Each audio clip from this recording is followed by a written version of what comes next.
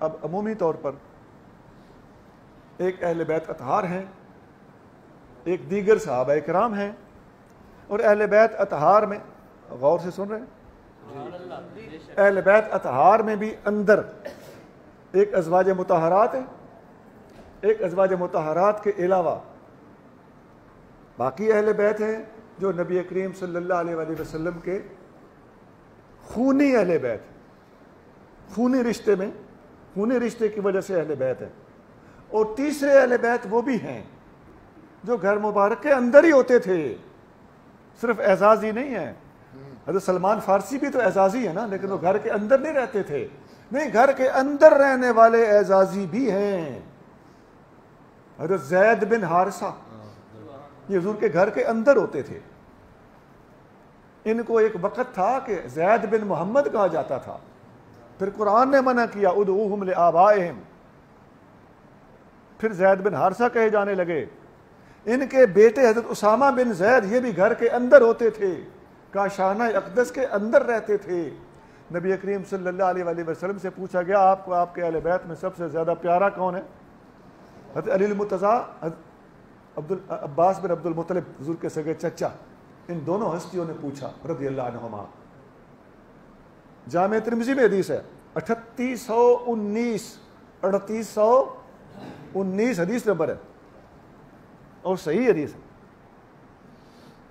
یہ دونوں ہستیاں حضور کے پاس حاضر ہوئی، ہم ایک بات پوچھنے آئے ہیں۔ کیا بات ہے؟ عرض کیا حضور ہم پوچھنا چاہتے ہیں آپ کو اہل بیت میں سب سے زیادہ پیارا کون ہے؟ فرمایا فاطمہ بنت محمد۔ عرض کیا حضور ہم ان اہل بیت کی بات نہیں کر رہے، غور کرو، ہم ان اہل بیت کی بات نہیں کر رہے۔ میں نے حدیث کا نمبر تک بتا دیا آپ کو، ترمذی۔ کیا پتہ چلا؟ پتہ چلتا ہے اہل بیت کی قسمیں ہیں، ہے نا؟ آپ نے کہا اچھا دوسرے اہل بیت کی بات کرتے ہو تو ان میں مجھے سب سے زیادہ پیارا اسامہ بن زید ہے۔ میں بات یہ بتانا چاہتا ہوں، سبحان اللہ، اسامہ بن زید کو اہل بیت قرار دیا، اور اہل بیت میں ایک خاص قسم کے اہل بیت میں سب سے زیادہ پیارا قرار دیا۔ سنا یہ اہل علم حضرات ضرور حدیث پڑھنے ایک دفعہ جا کے، میں ساری نہیں سنا رہا۔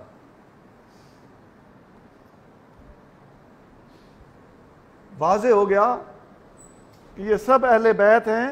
بتانا میں یہی چاہتا تھا کہ اہل بیت اطہار میں نبی کریم صلی اللہ علیہ وسلم کی ازواج مطہرات اہل بیت کی ایک قسم ہے، نبی کریم صلی اللہ علیہ وسلم کے خون کے رشتہ دار، آپ کی نسل پاک میں سے پیدا ہونے والے، وہ ایک قسم ہے، اور نبی کریم صلی اللہ علیہ وسلم کے گھر مبارک کے اندر رہنے والے اعزازی اہل بیت، یہ اہل بیت کی ایک اور قسم ہے۔ وہ جو میں نے اہل بیت اطہار مختلف طریقوں سے میں نے عرض کیا کہ ازواج مطہرات بھی اہل بیت ہیں، اسامہ بن زید بھی اہل بیت ہیں، زید بن حارثہ بھی اہل بیت ہیں، سیدنا علی المرتضیٰ رضی اللہ تعالیٰ عنہ بھی اہل بیت ہیں، حسنین کریمین بھی اہل بیت ہیں، چاروں شہزادیاں اور سیدہ زہرا پاک بھی اہل بیت ہیں۔ تو یہ سارے کے سارے ہمیں علم دے رہے ہیں۔ اب اس کی میں تھوڑی سی تفصیل میں جانا چاہتا ہوں۔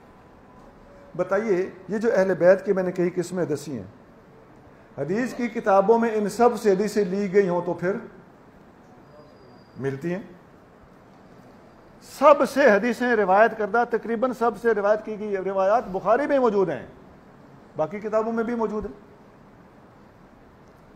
اچھا یہ فرمائیے کہ نبی کریم رؤوف الرحیم صلی اللہ علیہ وآلہ وسلم کے اندر کی، گھر کے مبارک کے، دہلیز مبارک کے اندر کی باتیں اہل بیت بتا سکتے ہیں نا؟ تو دہلیز مبارک کے اندر پھر مزید تقسیم ہے کہ آقا صلی اللہ علیہ وآلہ وسلم کے سو جانے والی باتیں اور جاگ جانے والی باتیں اور غسل کرنے والی باتیں، یہ سارے اہل بیت بتا سکتے ہیں؟ نہیں، یہ کون بتا سکتا ہے؟ بوجھو، ازواج مطہرات بتا سکتی ہیں. جو بات زوجہ مطہرہ بتا سکتی ہیں وہ داماد مقدس نہیں بتا سکتے. ایسا ہے کہ نہیں؟ ایمان سے بتانا یا اللہ کو جان دینی. اب مان لو یہ کون نہیں کہہ سکتا کہ اہل بیت اطہار میں سے مرد حضرات جو تھے وہ اندر بھی تشریف لے جاتے تھے، باہر بھی تشریف لے جاتے تھے، ان کو اندر کا بھی پتا، انہیں باہر کا بھی پتا. ہرگز ایسا نہیں ہے. اندر تشریف لے جاتے تھے لیکن اندر خاص کمرے کی بات کا ان کو نہیں پتا،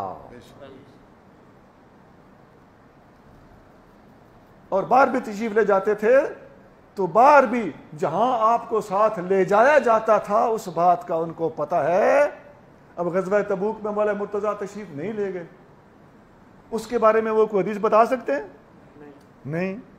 ہجرت کی 15 راتیں شان الگ میں نے بتائی ہے کہ ہجرت کی ٹھاٹھ میں یہ چیز شامل ہے کہ آپ بستر مصطفیٰ پہ سوئے. سنی بخیل نہیں ہوتا کسی کی شان کو بھی بیان کرتے وقت. میرا یہ موضوع تو نہیں تھا کہ بستر پہ کون سویا، میرا موضوع تو یہ تھا کہ علم کس نے دیا. میں نے یہ بات بیچ میں لگا دی. کیوں؟ اس لیے کہ الحمدللہ اللہ تعالیٰ نے ہمیں تمام صحابہ اور تمام اہل بیت کے بارے میں کھلا سینہ عطا فرمایا.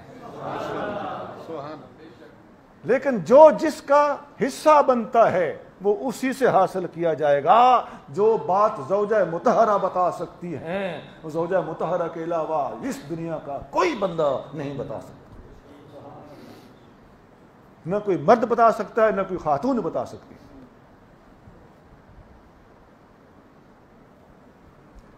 اور وہ جو 15 راتیں تھیں ہجرت کی اور جو 3 راتیں تھیں غار کے اندر مسلسل چہرہ مصطفیٰ کی تلاوت کرنے والی، وہ باتیں صدیق اکبر کے سوا اس کائنات میں کوئی بندہ اللہ نے نہیں بھیجا جو ان باتوں کو صدیق اکبر کے علاوہ بتا سکتا ہو.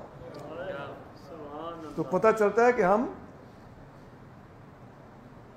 اندر والی باتیں بھی ہر اندر والا نہیں بتا سکتا اور باہر والی باتیں بھی ہر باہر والا نہیں بتا سکتا. باہر والی باتیں بعض باہر والوں کو پتہ ہیں اور دوسری باتیں دوسرے باہر والوں کو پتہ ہیں. اندر والی باتیں بعض اندر والوں کو پتہ ہیں اور اس کے علاوہ کی باتیں ان بعض اندر والوں کو پتہ ہیں. اندر کی کوئی بات ازواج مطہرات سے پوشیدہ نہیں ہے.